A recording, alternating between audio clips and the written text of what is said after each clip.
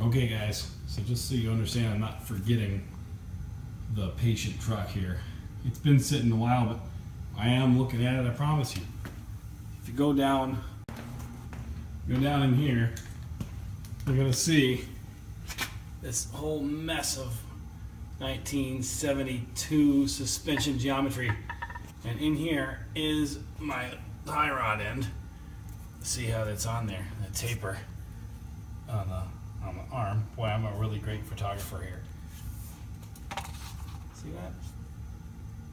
See it going in there? That's the boot. That's the tie rod end right there. See, the taper on these things is like so. So it tapers down, starts out thick and goes down like this. So that way you cinch it up and it pulls itself nice and tight in that hole.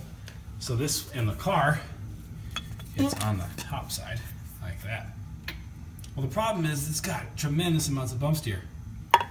What that means is when you jack the car up, the angle of the front wheel kind of changes.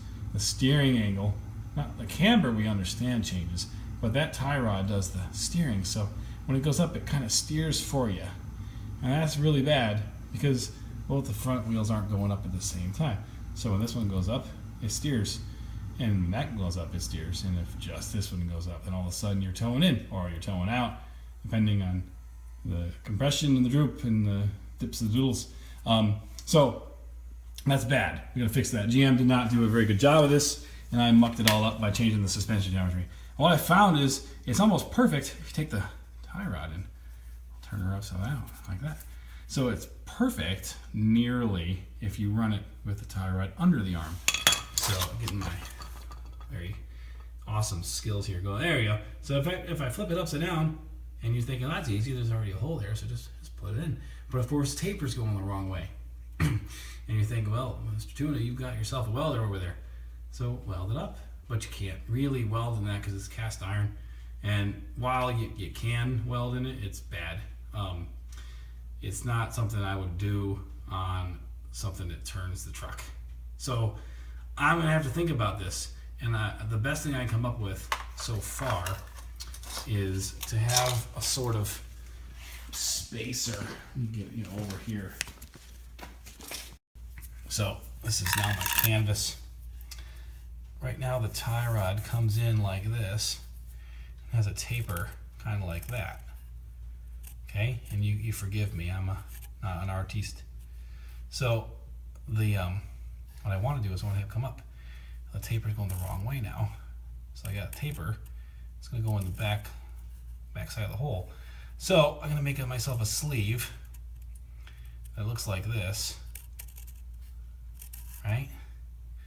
And the sleeve guy is going to be a little bigger than it probably needs to be. And I'll buy a reamer so I can get it kind of dialed in.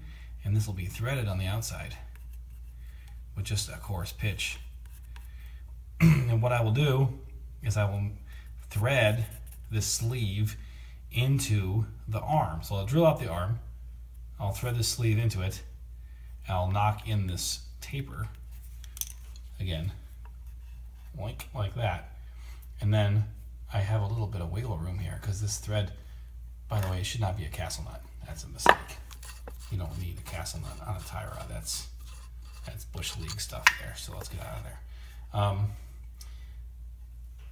Well, this drilled. I guess you could use a cotter pin, but it doesn't make sense to have it. So you use a castle nut when you don't really want to torque something. You get it close, like on the bearing. You tighten it so the tire is pretty happy, and then you put a cotter pin through it so it doesn't back off. But this, I want that tight, so I'm not really sure I buy that from an engineering perspective. It's okay to drill a lot. Maybe anyway, I got a little extra thread here that I'm not using, so I can use it up with a spacer. This is a little taller than it needs to be, so I'm going to use that up. Make myself a sleeve. Of course, I got to get one made because I don't have a lathe, but I make a sleeve with threads on it. I ought to be able to put it a little up or a little down to get my suspension geometry just where I want it. And of course, I'll just adjust that by moving the old wheel up and down with the jack. The jack is over here somewhere. It's right here. Jack not named, jack job. So the jack will, I'll just jack it up and down, and I'll just measure the angle here with an inclinometer.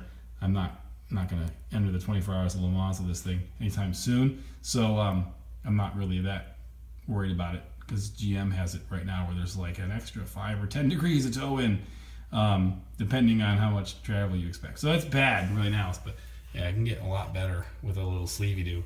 So that's where I'm headed. I didn't mean to leave you guys hanging for so long, but I have. Things have come up, things are expensive, and life got in the way a couple times. But needless to say, it's not sitting around for no reason.